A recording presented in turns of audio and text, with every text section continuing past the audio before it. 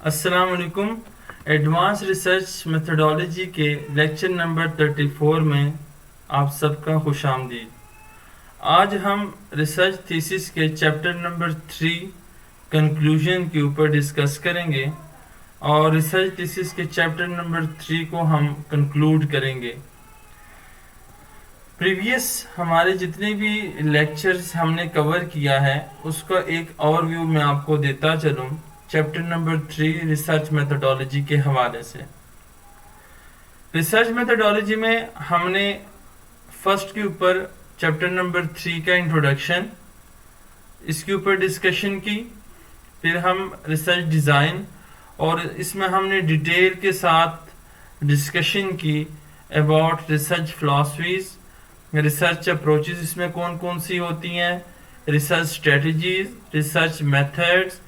Research choice methods, time horizon. तो इन तमाम चीज़ों को हमने डिटेल के साथ जो है वो प्रीवियस लेक्चर्स के अंदर कवर किया। इसके बाद हमने जो मुताला किया उसमें डेटा कलेक्शन मेथड है जिसमें प्राइमरी और सेकेंडरी डेटा, और फिर फर्दर इसको जो कैटेगराइज किया गया है उनके क्वेश्चनियर के अंदर, इंटरव्यू के अंदर हमने उसका भी डिटेल में मुताला किया। फिर सैंपल डिज़ाइन के अंदर हमने बात की कि टारगेट पॉपुलेशन हमारे पास क्या होती है, sample frame and sample location, sampling elements कौन से होते हैं और डिफरेंट सैम्पलिंग टेक्निक्स जो कि हम यूज़ करते हैं probability and non probability sampling के अंदर। उन तमाम चीज़ों का हमने अच्छे से मुताला किया। इसमें हमारे पास सैम्पलिंग साइज के ऊपर हमने बात की कि हम किस तरीके से सैंपल के साइज को कैलकुलेट कर सकते हैं, अगर सैंपल साइज नॉन है या अननोन है तो किस मेथड को हम यूज़ कर सकते हैं। इंस्ट्रूमेंट डेवलपमेंट में हमने बात की कि हमारे पास जो एडॉप्टेड, एडेप्टेड और जो डेवलप्ड इंस्ट्रूमेंट होते हैं हमारे पास, कि हम किस तरीके से जो क्वांटिटेटिव या क्वालिटेटिव डेटा एनालिसिस के अंदर इंस्ट्रूमेंट को डेवलप करते हैं। इसके बाद हमारे पास कंस्ट्रक्ट मेजरमेंट, मीन टू से कि वेरिएबल मेजरमेंट हमारे पास दो तरीके से हमने बात की। एक हमने बात की कि अगर क्वांटिटेटिव डेटा एनालिसिस की में हम बात करेंगे तो किस तरीके से हम डिफरेंट स्केल्स को यूज कर सकते हैं और डिफरेंट जो है वो हम मेजरमेंट क्वांटिटेटिव डेटा के अंदर हम इसको कंस्ट्रक्ट को मेजर कर सकते हैं। दूसरा हमने ब्रीफ इंट्रोडक्शन हमने इसके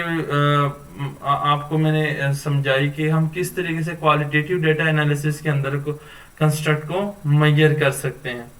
इसमें फिर हमने अपने रिसर्च थीसिस के हवाले से कि किस तरीके से हम डेमोग्राफिक वेरिएबल्स, ये हमने चुनाचे क्वांटिटेटिव डेटा एनालिसिस को मद्देनजर रख के हमने इसको एक्सप्लेन किया कि डेमोग्राफिक वेरिएबल्स के अंदर कौन कौन से स्केल्स यूज होती हैं, इंडिपेंडेंट वेरिएबल्स और डिपेंडेंट वेरिएबल के ऊपर कौन कौन से स्केल्स को यूज किया जा सकता है।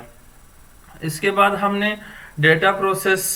सीखा कि हम डेटा को किस तरीके से, जो हमारे पास रॉ डेटा होता है उसको प्रोसेस करते हैं और फिर हम किस तरीके से उस रॉ डेटा को SPSS के थ्रू जो है हम उसकी जो वेरिएबल्स वगैरह हमारे पास होते हैं उनको वैल्यूज देते हैं और उसकी प्रॉपर एक इनपुट फॉर्म के अंदर उसको हम स्टोर करते हैं ताकि उससे हम आउटपुट को जनरेट कर सकें। ये तमाम जो चीज़ें थी ये हमने डिस्कस की। इसके बाद डेटा एनालिसिस हमने पढ़ी और उसकी कुछ टाइप्स जो हैं ब्रीफ में, क्योंकि हम इस चैप्टर को हमारे जो नेक्स्ट लेक्चर है हम उसमें इसको इंशाल्लाह स्टार्ट करेंगे और इसको हम फिर डिटेल में एक्सप्लोर एंड एक्सप्लेन करेंगे।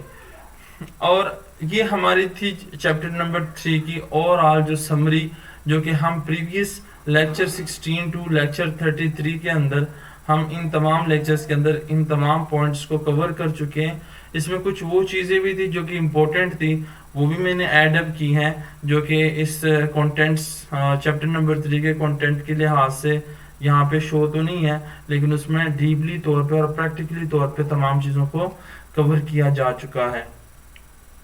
ये हमारे पास जो चैप्टर नंबर 3 का रिसर्च ओनियन, जिसमें हमारे पास फिलॉसफीज होती हैं, approaches, strategies, choice, time horizon, technique and procedure, इन तमाम चीज़ों को हमने कवर कर लिया है और डीपली इसको हमने अंडरस्टैंड कर लिया है। کچھ چیزیں اس کی علاوہ بھی تھی جو کہ ہم آلریڈی ڈسکس کر چکے ہیں، جو کہ ہمارے ریسرچ تھیسس اور ریسرچ پیپر کے لیے بہت امپورٹنٹ تھی۔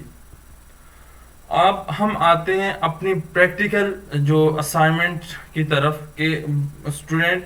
چیپٹر نمبر 3 کو پریکٹیکل وے سے کس طریقے سے اس کے اوپر کام کر سکتے ہیں۔ آپ نے پہلے ہی ہم ساتھ ساتھ، چنانچہ اس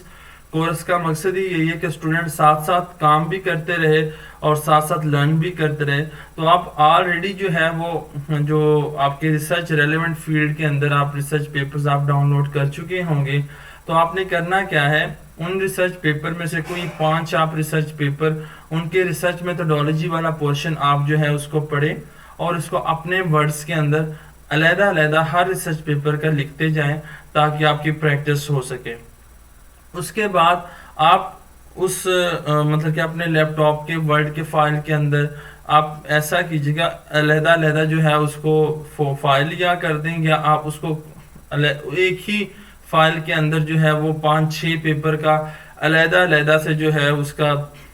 ایک یا 2 پیجز بنا لیں پیپر کا، اور پھر اس میں سے دیکھیں، فائنڈ کریں کہ اس میں سے کس پیپر کے اندر کون کون سے پوائنٹس جو ہیں وہ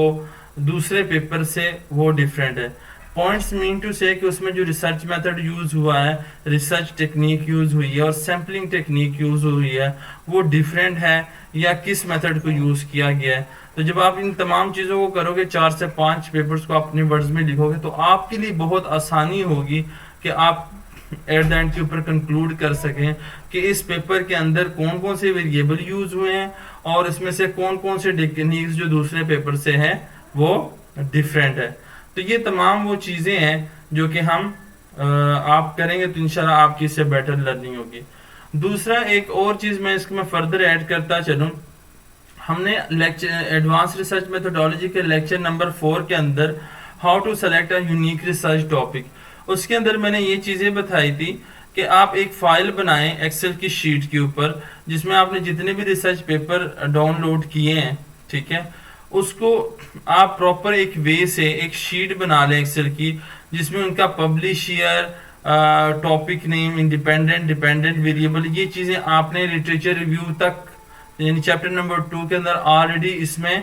آپ نے ایک وہ شیٹ بنا لی ہوگی، لیکن آپ اس میں فردر ایسے کر سکتے ہیں کہ یہاں پہ 2-3 کالمز اور بھی آپ ایڈ کر سکتے ہیں، جس میں آپ کیا کریں، یہاں پہ میتھڈ، مطلب کہ میتھڈ کون سا پیپر کے اندر یوز ہوا ہے، پھر ایک اور کالم بنا سکتے ہیں جس میں آپ کے پاس ٹیکنیک کون سی ریسرچ پیپر کے اندر یوز ہوئی ہے اور سیمپلنگ ٹیکنیک کون سی یوز ہوئی ہے، سیمپلنگ سائز کون سی یوز ہوئی ہے۔ تو آپ اس طریقے سے 3-4 کالم اس میں اور ایڈ کر سکتے ہیں، اور اس وجہ سے آپ ایک پیپر کا آپ کا ایک ہی رو کے اندر آپ اس کا پورا انالیسس کر سکتے ہیں، اور یہ آپ کے بہت فائدہ مند ثابت ہوتی ہیں، کیونکہ آپ اس کو دیکھنے کے بعد آپ کو آئیڈیا ہو جاتا ہے کہ اس پیپر کے اندر کون کون سی چیزیں ہیں اور کس طریقے سے آپ اس میں سے ایک نیا جو ہے وہ گیپ آئیڈینٹیفائی کر سکتے ہیں۔ آپ ماڈلز کے تھرو ڈیفرنٹ ویریبلز کو انٹر کنیکٹ کر کے، انٹرچینج کر کے آپ ایک نیا ریسرچ پیپر یا اپنا نیا ریسرچ تھیسس بنا سکتے ہیں،